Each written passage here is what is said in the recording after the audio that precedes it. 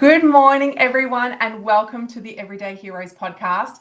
Today, I have someone that I'm interviewing that is going to not only blow your mind, but also share with you some really scary tips, some scary statistics, some things that we really need to know. And this is important because if we don't know this information, we can't. How do we help our children? And the subject I'm talking about today is drowning. Drowning, especially drowning when you are raising an autistic child. Now, I was just talking to Dayna before off camera, and I was saying about how easy it is for an autistic child to abscond, to walk out of the house, only to go to their local either swimming pool or a water space like a river or a pond or a lake, and only to be found that they have passed away because they've drowned. This actually, I can feel the hairs on my body stand up.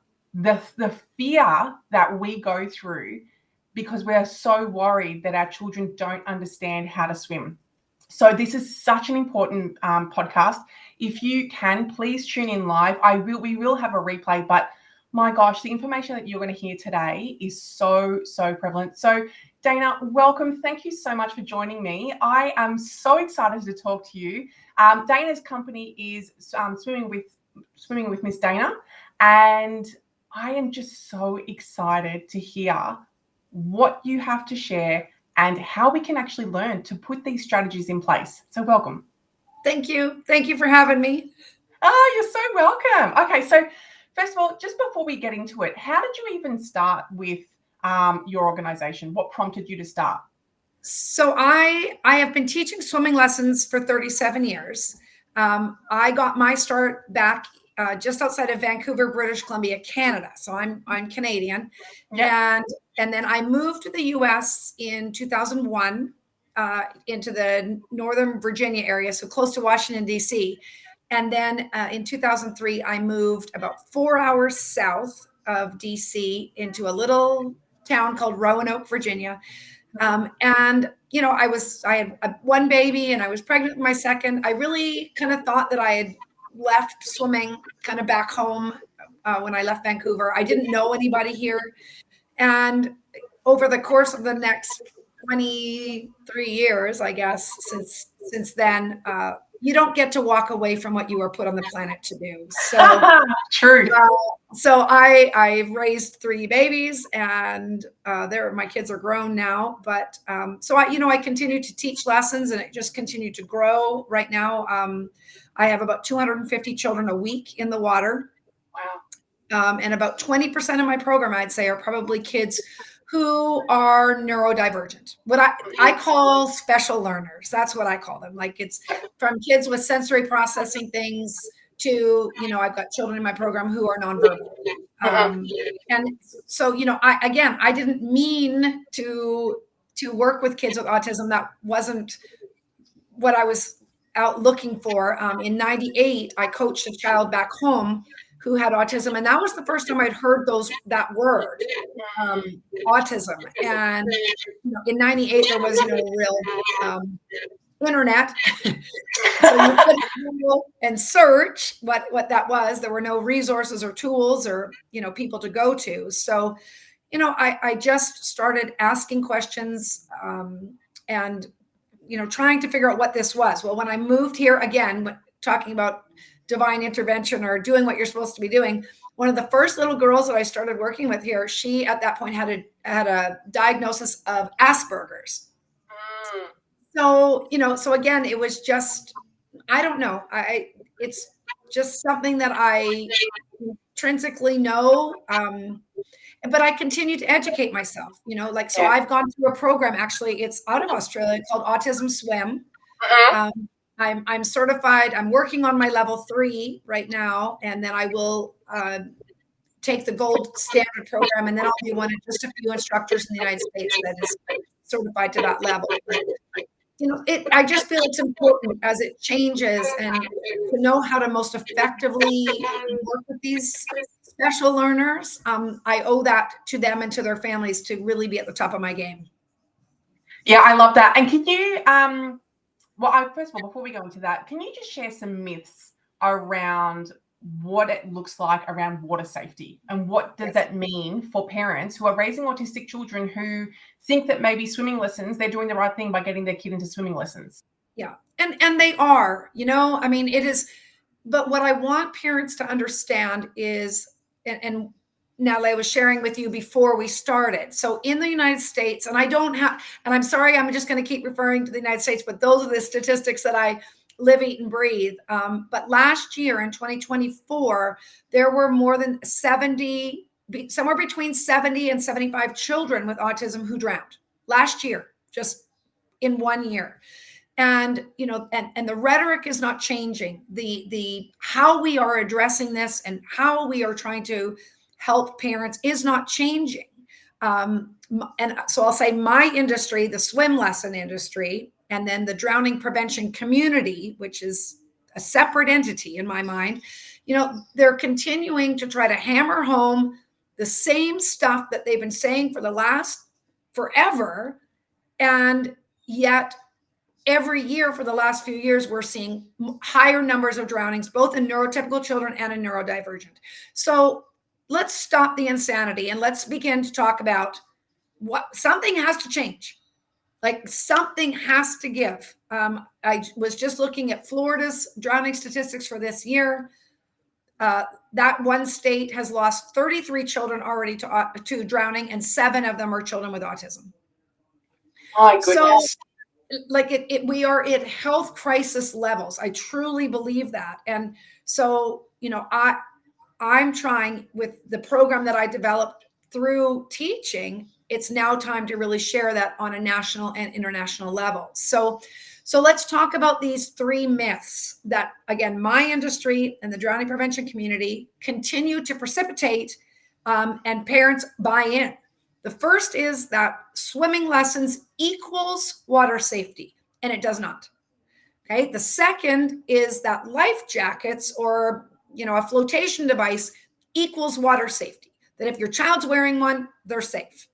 And then the third, which is especially pronounced within the autism community, is gates, fences, alarms, covers, all those things equal water safety, and they don't. None of them equal water safety. Each are a very important strategy, but standalone, or even those 3 together, are not doing enough to eradicate drowning as a whole, but never mind for our children within the autism community. And it's funny. And it's funny when you say that, because my mind is blown when you say those things, because I think that's all we've ever been told.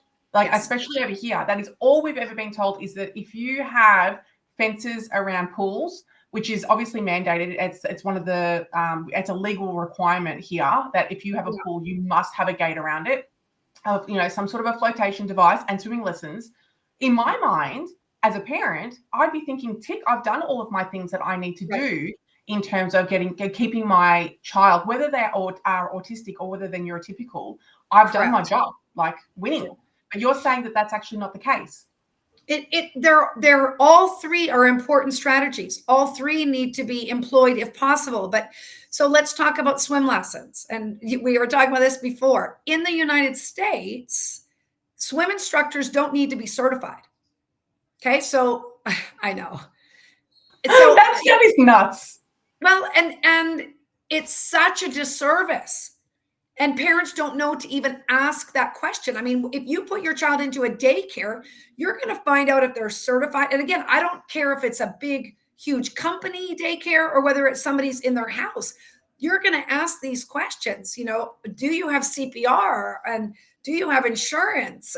And it's just not talked about here. So, so for myself, I'm a private instructor. I have a private business. I rent space at a local facility here. So I am certified. I choose that because of course. Yeah. I am also certified as a lifeguard. Being a lifeguard does not mean that you're certified to teach swimming lessons. But I have my CPR, I have first aid, and I also have liability insurance for myself in case there ever was an accident. So, for a 17-year-old kid that said, oh, I used to swim. I've got a pool in my backyard at my house. I'm going to teach some lessons. And they get in children with special learning needs, whatever those are, with no training. And then parents wonder why these lessons are a disaster. And that's why. They're not prepared to meet our children where they are at. So I've definitely experienced that. And I'm not saying that swimming lessons are not important. Please don't say that woman's crazy.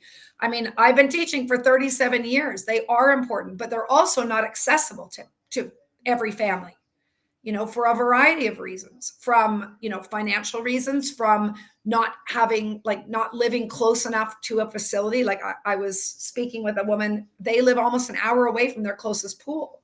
Well, that's a pretty big commitment to do, for their child. And, it's hard. I'm not saying it's easy, but so for parents that are doing swim lessons, great. I just hope that you are really going to look into the quality of the program. What skills are they learning? Those are very important things to consider when you're looking at any kind of a swim program. I don't care what country you're in. You need to ask, are you certified, or is the instructor that my child's working with certified? And so if we continue down that path a little bit, another really important question to ask is, will my child see the same instructor every single week? For any child, that is important, but for kids who love structure and order and routine and have a hard time building trust, we need to make sure that's happening. So again, in my program, I'm the only instructor. I do all the teaching. If I miss, we reschedule classes. I don't just drop somebody else in to teach a class just to fill time. It's not fair to our children to have that happen for them. So, parents, ask that question, and, then ask if you can watch this instructor work in another class. Talk to parents who are working with that instructor. I'm really fortunate that in my area, I'm the most referred program from any child development doctor in the area. And, so ask those people, ask the doctors in your area or the, your ABAs or schools, ask who those people are working with, and then do your due diligence. It is an important strategy, but it's not the only strategy. Yeah, and I think my mind was blown. I just think I can't get over that, because realistically, I don't think we ever think about that. And like you were saying, even as well offline, was that most of the time you tell the audience what you were saying about the children not necessarily dying or drowning in the back of the backyard pool, but what that looks like. So the majority of the drownings that took place here last year happened in what I call uncontrolled water. So a pool is controlled water, or a hot tub, those kinds of things. But uncontrolled water would be a lake, a pond, a river, the ocean. Here in different states, we've got retention ponds. They make up water. Like, they put water in places it doesn't even need to be because it looks pretty. Like, you drive in and then there's a fountain and it's beautiful, and it's a death trap because they don't fence them. That would be ugly. Or at parks, there's a pond at the park, and a child gets out of the gated area of the park and elopes off into the pond. So, in January in Boston, just outside of Boston, Massachusetts, there was a drowning, a little girl. She was 6. January, in the northern part of the United States, went into an icy river. Again, I don't care how many swim lessons you get, that you're not going to survive that. A pool environment is very, very, very different than an open water environment. And, I teach hundreds of kids. I'm not sure that if one of my little ones ended up in a retention pond, that their instinctive reaction would be, well, I'm going to roll on my back and lay here until somebody comes to get me. I don't teach in that environment. But so what I do teach in my program is that our mantra is, where there's water, I will wait. So what I teach is that children will not inappropriately access water without an invitation from a parent or an adult. It is the absolute foundational building block of everything that I teach. And that's how, I can help parents keep their children out of a pond, not because we've had experience with that, but because my students and my parents know that that's water and I'm going to wait. I can't go in there because, I'm not allowed. So we can talk about that a little bit more, but I want to talk about the second myth of being, that flotation devices or life jackets equal water safety. And, they don't. We need them. Boats, all of those uncontrolled water situations, we're wearing a life jacket anytime we're on a boat. But, at least in the United States, a lot of parents are utilizing those devices in a controlled environment like a backyard pool or the community pool. And I'm not anti-devices. I've got some strategies that I would prefer parents tap into if they're going to use a device. The first is that our children will never be allowed to be in water without the adult. So you'll hear within my industry, you'll hear people say, "Oh, well, we want children to ask permission to go in." No, you don't. If they're 3 or 4 and can't touch the bottom of the pool and you're giving permission, that means they're in a device. Okay. So even if you're looking at them and they're in the water and you are not, you have taught your child that it is okay for them to be in water without you. So So in my program, what I do every day, I get in the water first, and then we open the pool and I invite the children. I say, "All right, Beckett, I'm ready for you. And Riley, I'm ready for you." I invite them to come down and sit on the edge of the pool where they sit on their waiting mats. And then they wait. I run 4 children per class. And when I'm not working with one, the other 3 are sitting on their bottom with their hands on their lap. It's not magic. It is that that's what they know from their very first lesson with me.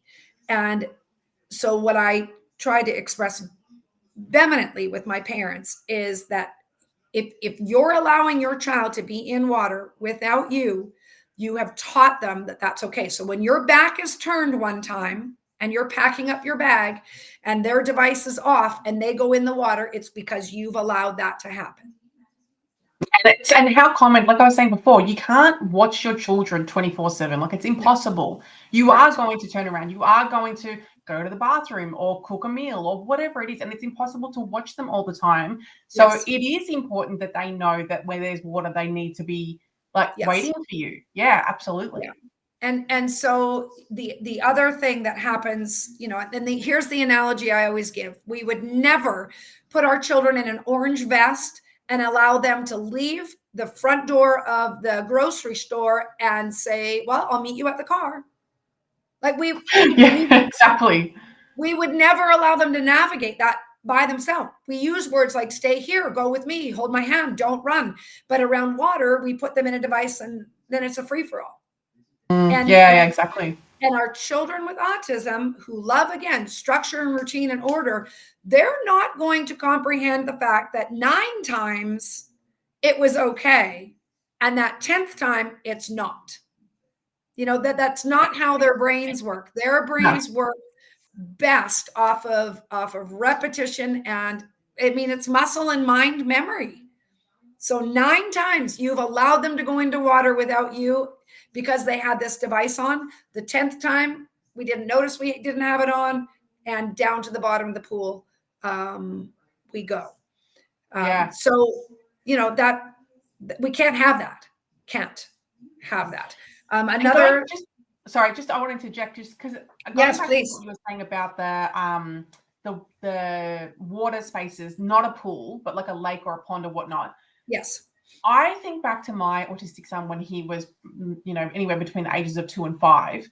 I don't think, because he was non-speaking up until about 5.5, I just don't think that he would have married the two. Like you said, that these are what swimming lessons are for.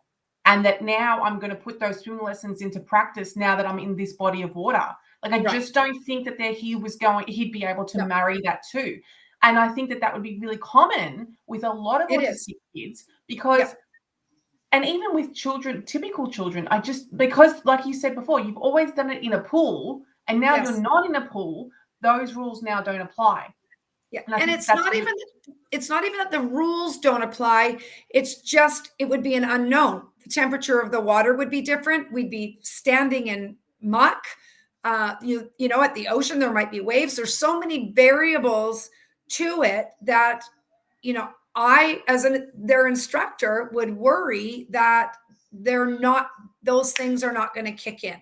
Those instinctive reactions of, you know, jump in and roll on your back or push off the wall and kick. And then, because they're not utilizing those, this would be literally walking in over your head. And I don't know how to get out of that. I've never done that before. And, you know, I think that's possibly why we're seeing this. You know, children don't know that. I mean, they see, let's say it's a little pond and you can see the other side from where you're at. I don't think that they know, and why would they, that they're not just going to walk across and get to the other side. Yeah, exactly. Yeah. They don't know that when you get up to your waist in the water, when it's touching your belly button, that you should probably turn around and go back. So, you know, these are some of the things I'm talking about with the BCBAs and some of the autism organization people. I'm saying we've got to figure out a way to help parents do that. But again, some of the ponds that these kids are going, you're not going to swim in that. That's not a swimmable pool or like a swimmable water. So you're not going to take them on a field trip to go to that yucky pond to practice these behaviors. So, you know, there's still a lot of things that I'm working through as well to say, how do we, what if they're in water, or how do we take them to water to show them we walk in and then it goes to our belly button and we have to turn around and walk out because it's getting deeper. How do we help them understand that? I mean, at around a pool, I can show them numbers. Here is 3, here is 8, you know, here is 12. What does that mean? And help them understand those things. So, you know, there's definitely still lots of things to be considered around all of this. And I what I love is that, you know, this whole thing is you are seen. When I created these whales, and specifically, so this is Wilson, and Wilson is my representative of autism. And it was it was very important to me that parents in that community know that I'm listening. I hear you. I see your panic. I hear your hopelessness that, well, maybe drowning is just something we're going to have to, you know, account for. I want you to know that I hear you and I see you, and I'm really trying to create a program and all kinds of different strategies to be able to help you navigate this world around your child, because I don't want water to be stressful for you. I don't. I want you to feel educated and empowered, and that you know how to best assist your child when you're, you know, in and around water. So, you know, life jackets, important tool. We have some ways we need to use them. I want to just tell one other little go for it there. So when a child wears a device and jumps into the pool, the device is the thing that pops them back up, right? They're not doing it. They jump in, pops up, jumps in, pops up. So when a child goes into water without a device on, sometimes, and I've seen it in person, they jump in and they go down and they don't even try to come back up because they are expecting this device to do it for them. Holy moly, that's scary. So parents, again, I will encourage you to do the jumping in with your child without a device on. Allow them hold their hands, put your hands under their armpits and bring them in. Let them feel what their body feels like to go into water. You know, if they're comfortable going submerging, then, you know, allow that to happen. And then they come up and we go back to the wall. You do all of the jumping without the device on. Because in 37 years of doing this, I have never in my life watched a child in the middle of a pool in a device go, I'm going to take this off and I'm going to drown out there. That's not where they drown. They drown this far from the edge of the pool because they are used to it popping up, and they paddle and they grab the wall. That's what they're used to. And I will tell you, I had a little boy in lessons, very confident in water. He was neurotypical, but the story remains relevant. On the first lesson, I held his hand and we jumped in and rolled to his back. Great. Second day, I said, Avery, do you want to jump in by yourself or with me? And he said, oh, by myself, Miss Dayna. So I said, all right. So I let him jump in. And I'm not even joking. It was 6 feet of water. He jumped in, his feet touched the bottom of the pool, and he did not. It took me 2 seconds. I had to reach down and pull him up because I realized quickly he wasn't even going to try to pull himself back up to the top of the water. Well, he came up, his eyes were this big, and I looked at his parents and they were eyes. I said, does he wear a device when he's in? And they said, yes. I said, and that's what happens. So again, okay. I'm not anti-devices, but I'm going to help you navigate that world so that you're doing the least amount of damage to your child in the water. Any device holds a child up and down. I don't care what it is. If it's a type 3 device, that's what it does. And that's what it's supposed to do. So, again, I've taught plenty of kids that have worn them, and we talk about it. And again, I was a mom of 3 I had 3 kids under 5, and this is what I do for a living. My little girl wore water wings, and, sometimes we have to do these things. So if you're going to put them in a device, if they can touch the bottom of the pool, or they are on stairs or somewhere, like, don't put a device on them. Let them be in the water. When we go into deep water, put the device on. But again, life jackets are a strategy. They are not the only strategy, and they have some very serious downfalls to them as well. Yeah. Okay. Amazing. So what was the third myth? So the third one is that gates, alarms, fences, covers, that those also equal water safety. And the reason why they don't is because they require human interaction, which makes them fallible. They just do. And when you've said that we can't watch our children all the time, it's true. And I've watched so many parents be judged for, their child drowning, and they should go to jail. And you know what? It is a lapse in watching. It is not a lack of watching. And here's kind of, again, the flip side of that. Parents will post up a video of their child who's taken a marker to their furniture and their TV and their self, and they make a video of it and they post it on social media, and we laugh. Ha, that's so funny. Ha. In less time than it took that to happen, a child could drown. Wow, wow. Just because your child didn't die, because in your lapse of watching, they got into paint or markers or whatever. In my world, a child with a lapse of watching, a child can go upstairs to the bathroom and turn the knobs on in the tub and climb in and drown. Okay. And then we judge, or they get out of the house or whatever. But it is a lapse in watching. It is not a lack of watching, parents. So just know that I am your biggest advocate in this. There is no judgment and there's no shame in this. I mean, it happens. Accidents happen. But now I really hope that I'll be able to now show you a tool that you can use to be able to teach your child about the boundaries and the rules around water, the biggest being, where there's water, I will wait. Yeah. Yeah, I love that. Just a couple of questions before we get into the program. Is there a specific age that parents should be starting to educate their children around swimming? Whether it's just getting used to sitting at the edge of the pool and waiting for the parent to invite them in. Like, is there a specific age that we should be aiming for, or is it just should we be leaving it to the professionals? Like, how does that work? No.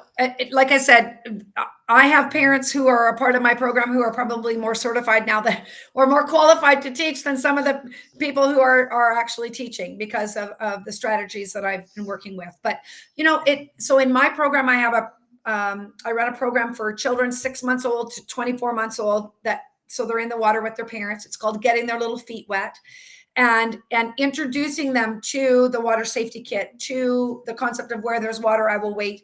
It starts then. So even if at 6 months, 8 months old, 9 months old, they don't really understand. But what we are doing is establishing routine. We are establishing, so I utilize this with my families in the bathroom.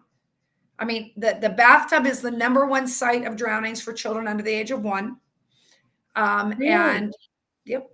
Wow, I didn't know that fact. Okay, yep. Oh yeah, I got so much, Natalie. I got facts and stats, and most of them they're not ones that anybody wants to know. But so I encourage my families to set up and utilize this system so that we are closing off the bathtub environment to them. We're teaching them, you do not get to touch those faucet handles. Absolutely not. It's closed. Again, Yeah, you're absolutely. going to wait for the invitation. And then every time we go into the bathroom, we talk about it.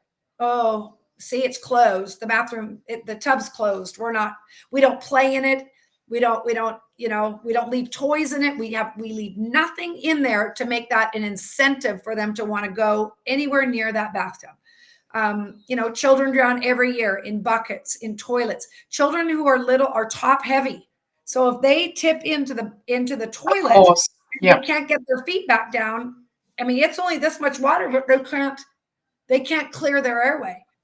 Does that actually happen where children have drowned in toilets? Oh, I think it was in Florida a couple years ago. A child drowned in a dog dish. Oh, and I know again, without knowing what happened, I know what happened, right? That little, I think that it was a 9-10 month old, really young. They were probably crawling, imitating the dog, put their face down, and if it was wet around it, their hands went out, and they did not have the upper body strength to be able to push themselves up and out of that. I would venture a guess that that's what happened. And it will be less than 30 seconds. Yeah, right. Oh, that So, it makes you, as a parent, it makes you want to vomit. Like, it's so scary. And to think how easy it is for this to happen. And like, I would never have even thought about the toilet or the dog bowl. Like, that's not something that I would have even paid attention to. Right. And that's why I'm not fun at parties. No. I love that. It's hard. It's really, really hard. I don't believe in fear mongering at all, but I have to tell you the truth. I need parents to be on high alert around water. So when people say it's just everywhere, drownings are, it is. And we as the adult are responsible for it happening. Exactly. And the stories, I mean, so in Florida, and again, I talk a lot about Florida because they do a really great job of documenting these drownings. And so we learn a lot from them, where it happened, like the scenario around it, if the child had autism or not. I'm very grateful that they do and provide the detailed information. But last year, a mom was bathing her 2 little ones and took them out of the tub and was dressing one, and the little one went back into the bathroom and climbed back in the bathtub and drowned. So we've got to make sure that part of our routine in a bath isn't just the filling up of the tub. It's the letting it drain before we leave. It's closing the bathtub environment so that there is zero chance that there could be that kind of an accident because of, again, a lapse in watching. Gosh, that is so scary and so easy to happen. Like, I think back to when my 2 were little, it's chaos, right? You're trying to dress one, everything's going on. It's so easy to, like you just said, that lapse, not the lack that you weren't looking. It's a lapse. That lapse that just happens because this is what's going on. There's just a lot of kids. So I totally get that.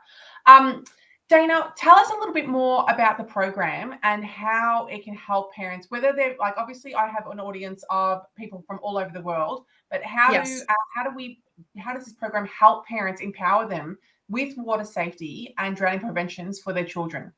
Okay. So I've created something called a water safety kit. And this came from like in my program, really, it is the where there's water, I will wait. I mean, from the little all the way up to the big, the kids know it, and we practice it. It's something that is an integral part of our everyday at swim lessons. So, but about 7 years ago, I taught a little boy. His name is Jackson, and Jackson was nonverbal. He was an eloper. He was very risk loving, and so he kind of checked all the boxes for the things that, and his parents were terrified that he was going to drown.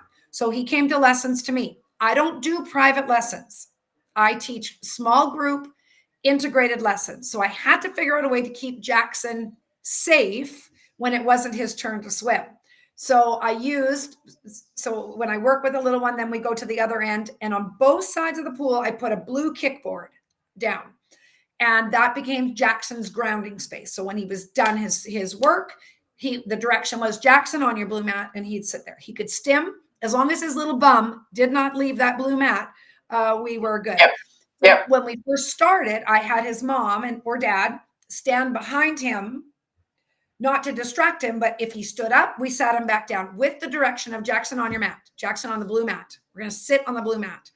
And within probably 3 or 4 lessons, he was sitting for a minute at a time. Like, he understood what was being asked of him. So then as he progressed through lessons and stuff, then I'd put the blue kickboard right in the gutter so he could put his feet in the pool. And and some days were great. Some days he could do the whole 30-minute class like that. Other days were not so great. And stimming was hard for him. And so we just took the blue kickboard and we just put it back up on the deck. The blue kickboard was never for timeout.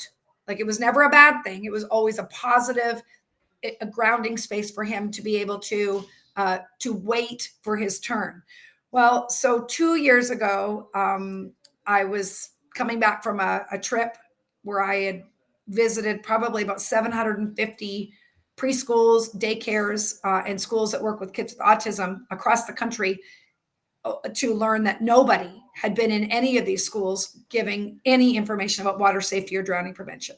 So we know, and it is everywhere on social media, that drowning is the #1 cause of death for children with autism, and that there are 160 times greater risk of drowning. And yet not in one single school had anybody ever been approached to provide their parents with information about water safety and drowning prevention. So that is crazy. That's crazy. No, I mean, it's abhorrent is what it is. Yeah, and exactly. I will go beyond that now to tell you I've been to 2,500 schools across this country, and the answer still remains the same. What do you mean when the answer remains the same? What do you mean? Nobody. So a few schools had maybe a pamphlet for swim lessons, but nobody had been given any information about water safety or drowning prevention. Not from any swim lesson school, and not from any national drowning prevention program in the United States. None, zero. They didn't even know they existed in some places. So this is my mission now. And so with all of that being said, when I came back, one of the things that the teachers kept honing in on, they're like, how many kids do you teach? I'm like, 4. They're like, and you don't do private lessons? No. You only integrated? Yes. How do you get the kids to not put themselves in the water? I'm like, because I teach them to wait. Yeah. And it wasn't something that I had ever even really overthought. It's just, that's what I did. Sit down, put your hands on your lap. It was just part of who I've been for 37 years.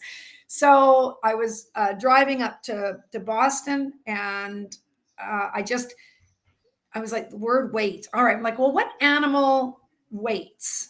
Like, what's a patient animal? So I Googled it, and it was whales. And we don't have to talk about it because they're predatory. We don't have to mention that's why they're patient. But it became the waiting whales. And so I have 5 of them. I have 5 siblings, waiting whales. And from that, I put together really what Jackson inspired for me. So this is the Waiting Whales Water Safety Kit. Comes in this nice big box. And on the inside of it, in the inside panel, turn that, there is a QR code that takes families to a video that I've created to teach them how to use this system. And then it comes in, it's 3 pieces. So Jackson's blue kickboard turned into a waiting mat. So Wilson gets his waiting mat. It's just a blue kickboard. It literally is a blue kickboard material. And so I utilize these in swim lessons. All the families in my program have one at home. So this is kind of the big piece. I'm not even sure it's the most important piece. I think that actually this is one of the most important pieces.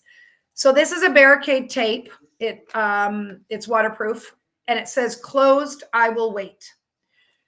So remember how I was saying that in the bathroom, my parents get their bathroom set up for, to talk about being closed. So this tape goes wall to wall across like where the bathtub is. And it's closed. We put it over the handles, over the faucets, everything's closed. We don't go in there. And that is not allowed to be opened until it is bath time. So kids come in, they get undressed, we have our towel, we sit on our mat while parents get shampoo, toys, run the water, get our towel, so that they can be 100% present in bath time. One of the other mantras we utilize is cell phones down so children don't drown. Oh, that's a good one. I like that one. And I tell parents, start with bath time. I know it's boring. It's not fun. They just, but you need to be, your children deserve for you to be 100% engaged with them around the bath. Even if you're not interacting with them, that your eyes are on them at all times. They deserve that. So we use bath time as that beginning from right when they're little, that they sit on their mats and the bathroom is closed. So now let's go to the beach, for example. This is where we would use the third component. So this is a blue tape and it says, I will wait here. So families will get to the beach.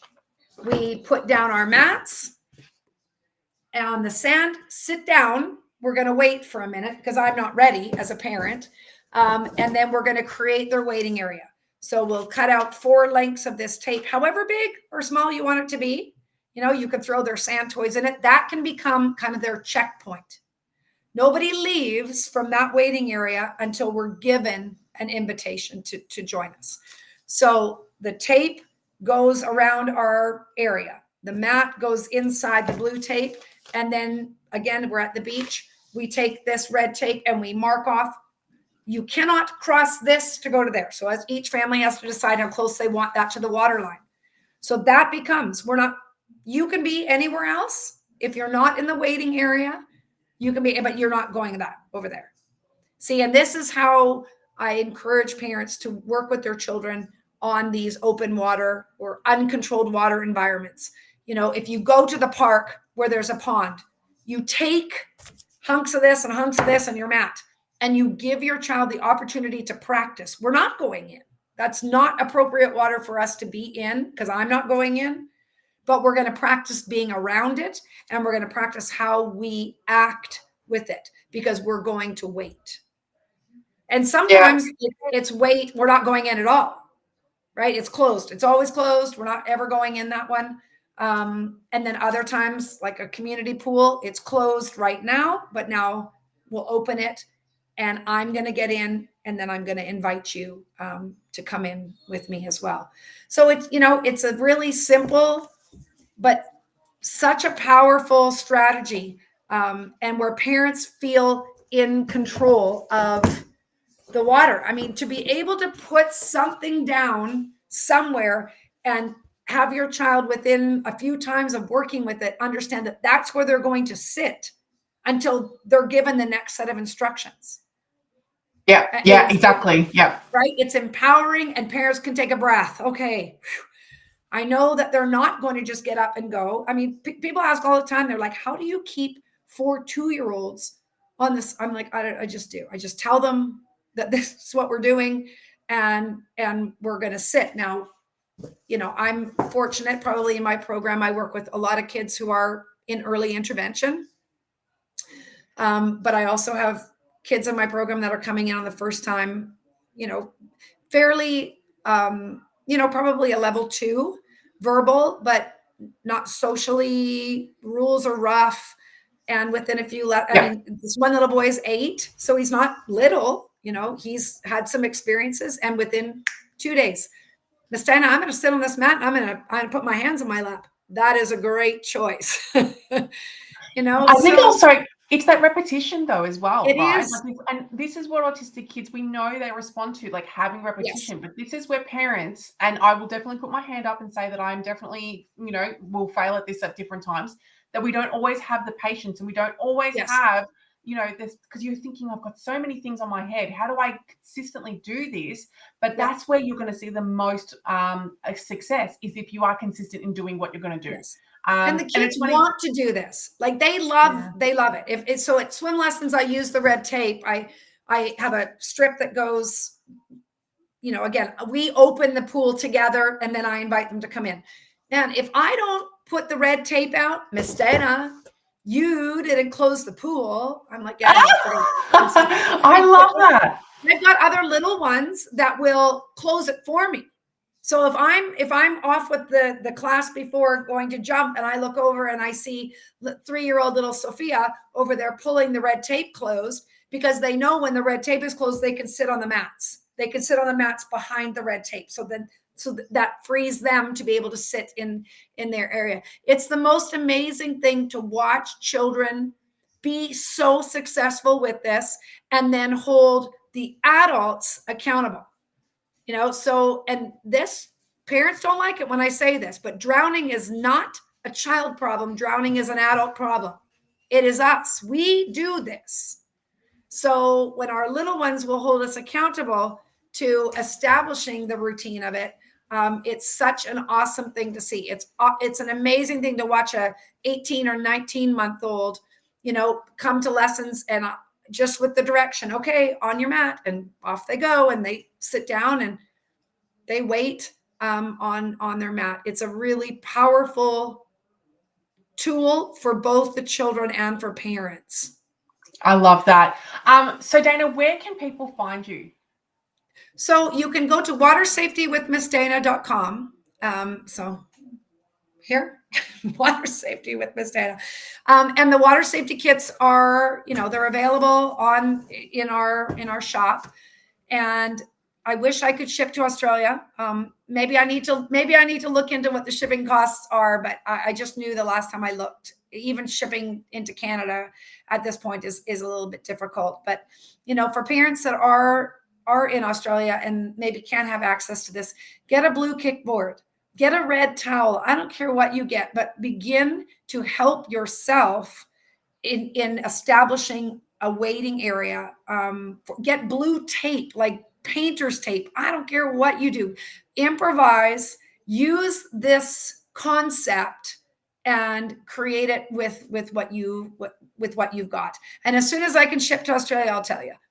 Oh, I look forward to it. And just so everyone knows, you're this under the same title for social, so Water Safety with Miss Dayna. Yes. Is that correct? On Instagram. It's all at Water Safety with Miss Dayna. In here in Roanoke, the Swim with Miss Dayna is kind of my swim lesson component. But through all of the social media stuff, it's always Water Safety with Miss Dayna. Perfect. Okay, we're just going to quickly go through these rapid fire questions. Okay. So, what's one thing you wish you knew when you started your swimming career when it came to the safety of kids? I wish that I would have known to empower parents. It makes my job a lot easier when parents are on board and are practicing these skills. They see that their kids can do it with me in lessons, from waiting to, I just wish I would have been able to empower parents a lot sooner than what I have done. Yeah, I love that. What's one piece of advice you'd give to parents if they're just starting teaching their autistic kids on how to swim? So how to swim or water safety? Both. Okay. So again, if you are looking at a program for your child to learn to swim, ask the questions, find out, and you want your child to work with an instructor who has experience working with children who are special learners. I am not saying that a piece of paper, a certification makes you an amazing instructor. I'm not saying that, but parents ask the questions, and so that you can feel again like you got the answers that you needed to make the best decision for your child. For swim lessons, for water safety, where there's water, I will wait. Yeah. They never, ever, ever get to be in water without you also being in the water. If you don't want to go in the water, then don't go. And if you don't want to go in the water, does that mean the child doesn't go in the water as well? Exactly. Yeah. Okay, good. Yeah. What is your favorite way to connect with an autistic child when you are teaching them about water safety? For me, I seem to attract these sensory seeking kids. So I've done a lot of monkey backing in lessons. Each of my students is an individual, and I ask them to do really hard things with me. And, so I respect, we can be pitching a fit and all of that, but we're going to move through that. We don't quit because it's hard. We don't quit because I don't want to do it. I understand that. So I try to validate every step of the way, but I still require that we move through it, because it's only on the other side of that we find success. And it's only on the other side of that I know we are taking the steps necessary to teach them the skills that they need to save their own life, not just in water, but when water is around. Yeah, for sure. Is there, and you're probably going to already tell me that you've said it before, a mantra or a quote that you live by? Oh, there's so many now. So, I've told you all some of my big ones, but one of the foundational building blocks of my whole program was that parents watch, children wait, and families swim.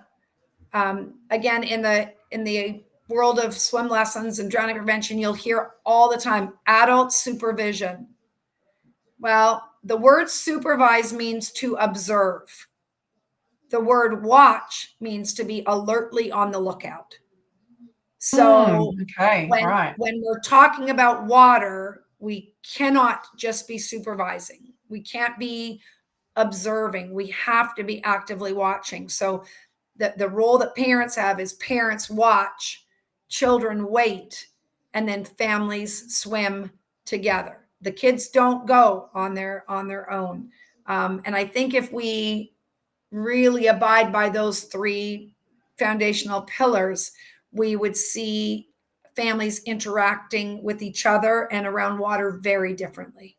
Yeah, absolutely. And the last question I have for you is there a book that you would recommend for parents to read around water safety, or is there something that you would think is a really good topic for them to read? So I honestly haven't found a lot of books that are outside of the typical get your fences, do the swimming lessons. And again, I'm not against those things. So a book, no. I've tried to write a lot on my blog post using, these different concepts and different ideas. But just, really try to find what resonates with you as a parent. What you feel comfortable doing. If you only feel comfortable keeping your child in a life jacket all the time because that's what makes it feel okay, great, I understand that, but then I'm going to ask you, please don't allow them to jump into water. You have to take out that element. So do some reading, do some research, ask the questions. I mean, if you have questions, please send an email to me. I may not be quick at getting back to it, but I promise that I will. If you have a question, for me, so in May in the US, it's Water Safety Awareness Month. I call it Water Safety Action Month because we're all really aware. It's now time to take action. So on my page, on both my business page and my personal page, I've got a Ask Me Anything post. If you've got questions in there, just ask. I'm happy to do a video and respond or do that. There is no bad question around this. We've got to turn this around. I can't do it anymore. Like, I speak about this and people always like, you're so unemotional about it. If I spend 5 seconds thinking about it, it breaks my heart. Like, I have to speak in facts and strategies and that. But when I go to a preschool and I give them some information and immediately the director's eyes well with tears, I'm like, this is not good. And she says, thank you for dropping this information off. You're a month too late for my family. We lost my nephew last month. Oh, like, gosh. Oh, I mean, it's heartbreaking there. And there was not one city that I've been to that I have not had a 1 degree of separation story about drowning. That is, oh my gosh, that is heartbreaking. And yes, I do think that you need to be disconnected a little bit to be able to share the information and share the severity of what we're dealing, what we're up against. Like, we're not playing. This is not fun time. This is really serious. And like I was saying to you before, we need to put water safety up there with, like, breathing. Like, this is how important it is. This is not like a nice to have. This is a must. This is it's like car seats. I see it a lot like car seats. Like, in our cars, you know, that is what keeps our children safe. Well, more children die from drowning than in car accidents. And yet we treat water just willy-nilly.